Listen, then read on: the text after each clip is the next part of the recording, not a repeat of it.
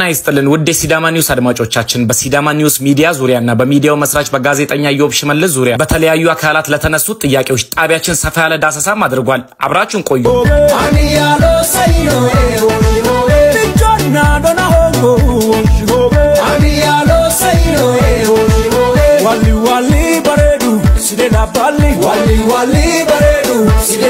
ሲዳማ ኒውስ ከካቲት መጨረሻ ጀምሮ ያለ አንዳች ቡድንና ግለሰባዊ ግንኙነት ለመለይ ሲዳማ ህዝብ ጥቅም ሲል በአንድ ግለሰብ በመመራት ዜናዎችን በመጻፍ በማንበብና ኤዲት በማድረግ በአንድ ሰው ሊሰሩ ቀርቶ ሊታሰቡም የሚከብዱ ጊዜያትን አሳልፏል። በጋዜጠኛ ዮብ ሽመልስ የሚመራው ሲዳማ ኒውስ በሲዳማ ክልል ያሉትን የመልካም አስተዳደር የሙስናና ያፈና ተግባራት ለሰፊው ህዝብ እንዲዳረስም ከፍተኛ አስተዋጽኦም አድርጓል። አሁን ዜናውን የማነበው እኔ ጋዜጠኛ ዮብ ሽመልስ በክልሉ መንግስት በተለያዩ ጊዜያት ለእስር በመፈለጌና ለህይወቴም ጭምር በመስጋቴ ሁለት ሀገራትን ከሀገር ውጪ እንዲሁም በበርካታ የክልል ከተሞች በሀገር ውስጥ በመዟዟር የስደት ዘመኔንም አሳልፌያለሁ። ከወለጋ እስከ ጅጅጋ ከሸገር እስከ ሐረር ከሞያሌ እስከ ባሌ በሀገሪቱ አብዛኛውን የስደት ጊዜያትን ያሳለፍኩባቸው ከተሞች ሲሆኑ ከሀገር ውጪ ደግሞ የኬንያን ሩዝና የኡጋንዳን ሙቀት በደረሰብኝ ስደት ምክንያት ገፈት ቀማሽም ሆኜ ከፈጣሪ በታች በቤተሰቤ እርዳታ ችግሮችን ተቋቁሜም ለማለፍም ችያለሁ። መለይ ሲዳማ ህዝብ እንደሚረዳው የተለያዩ ሰፋፊ ዳሰሳዎችን እንቅልፍ በማጣትና በስደት ሆኜ የጻፍኩ ድንበር ላይ ቆሜ ደግሞ ዜናዎችን የሰራው ላለፉት 3 ወራት በብቸኝነት ብዙ ነገሬን መስዋዕት ያደረኩ አንድ የሲዳማ ክልል ጋዜጠኛም ነኝ። ሰሞኑን በተለያዩ ፌክ የፌስቡክ አካውንቶችና በተለያዩ መንገዶች ስሜን ከተለያዩ ግለሰቦች ጋርም በማንሳት ከክልሉ መንግስት ብር እንደተቀበልኩና በተለያዩ መንገድ እንደተደራደርኩ ስሜ ሲነሳም አስተውያለሁ። ከክልሉ መንግስት ጋር ውይይት ሳደርግም ለማንም ሳላሳውቅ ብቻዬን እንደሄድ በተለያዩ አካላት ሲነሳም ይደመጣል። ሰፊ ሲዳማ ህዝብ እንዲረዳ የምፈልገው ነገር እኔ በተማርኩበት ሙያዬ ዜናዎችን ስሰራም አውርቼ የገባሁት ሰው እንዳልነበረና ትግሉ እየተፋፋመ ሲመጣም ከአርቲስት ዮሐንስ በቀለ ቶኪቸው ከአርቲስት አብዲ ጀማልና ከረዳት ፕሮፌሰር ተሰማ ኤልያስ ጋር የቅርብ ግንኙነት እንደነበረኝ በወቅቱ አርቲስት ኢትዮጵያ በቀለች በእስር ቤት ስለነበረች ለእርሷ ድምጽ የሚሆንበትን መንገድ በመመካከር ትግሉን ወደፊትም እያስኬድን እንደነበር የአደባባይ ሚስጥርም ነው። እስከዚህ ሰዓት ድረስም በሲዳማ ኒውስ የቲክቶክ አካውንት ስለማንነቴ ያልገለጽኩና ከፊት ለፊት ከመታየት ይልቅ ስራ ይናገር ብዬ ማምን ነገር ግን በሰፊው ህዝብ ዘንድ ውሸት ሲደጋገም እውነት ይሆናል እንደሚለው ያገሬ ነገሮችን አጥርቶ ለመናገርና እውነቱን ለህዝቡ ለማድረስ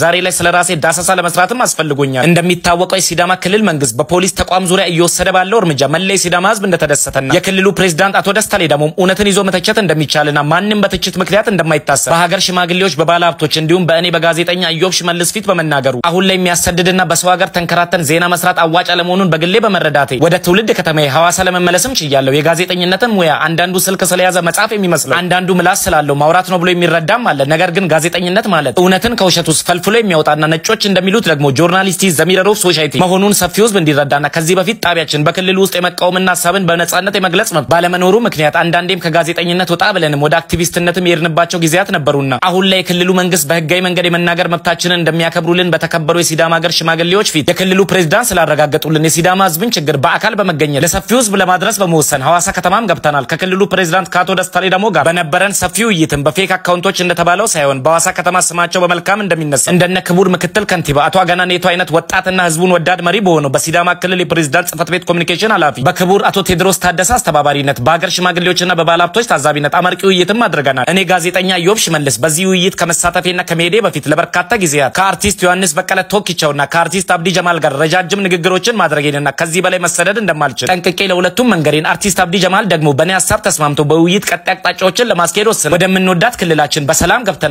መለይ ሲዳማ ህዝብም ለወራት ተደብቄ ካለውበት እያበረታታኝና ተመራጭ ሚዲያው አድርጎኝ ሲያደምጠኝ ጊዜያትን አሳልፏል። እኔ ብቻዬን አንድ ግለሰብ ሆኜ በከባዱ ጊዜያት በቀን 3 ዜና ያለማንም ሰው እርዳታ ስጽፍ ሳነብና ኤዲት አድርጌ ወደ ሚዲያው በመልቀቅ ለሰፊው ህዝብ የመረጃ ምንጭም ሆኜ ቆይቻለሁ። ያለ አንዳች ፍርሃት ለህዝብ ጠቅማል ብዬ ያመንኩትን መረጃዎች ሁሉ ከማስረጃዎች ጋርም በጣቢያ ያጋርቻለሁ። በነበረኝም የትግል ወቅት ብዙ ወዳጆችንም አፍርቻለሁ። ከተለያዩ አካላትም የተለያዩ ማጭበርበሮች ቢደርሱብኝም በሚዲያ ከማውጣት ይልቅ አርምሞትን መርጬ ቀናትንም አሳልፌያለሁ። ዛሬም ቢሆን ሙያ በልብ እንደሆነ ባምንም ለሰፊው ህዝብ ነገሮችን ለማጥራትና ህዝቡ ያለፍኳቸውን መንገዶች እንዲያውቅልኝ እንጂ እውቅና ፈላጊ ግለሰብም አይደለሁ። በቅርቡ ደግሞ ለህዝቡ ችግር የሆኑትን ጉዳዮች ከተበዳዮች ጎን በመቆም እንደለመድነው ለሰፊው ሲዳማ የህዝብ ድምጽነታችንን በአካል ችግሩን አይተን ችግሩን ዳስሰን ለመላው ሲዳማ ለማስተላለፍ ዝግጅት መጨረሳችንን እየገለጽን በሲዳማ ክልል የሚቆም ትግል እንደሌለና አሁንም ቢሆን የመልካም አስተዳደር ችግሮችን እያጋለጥን ለሰፊው ህዝብ ድምጽ ሆነን በታማኝነት በማገልገል እንደምንቀጥልም ለመግለጽ እንወዳለን።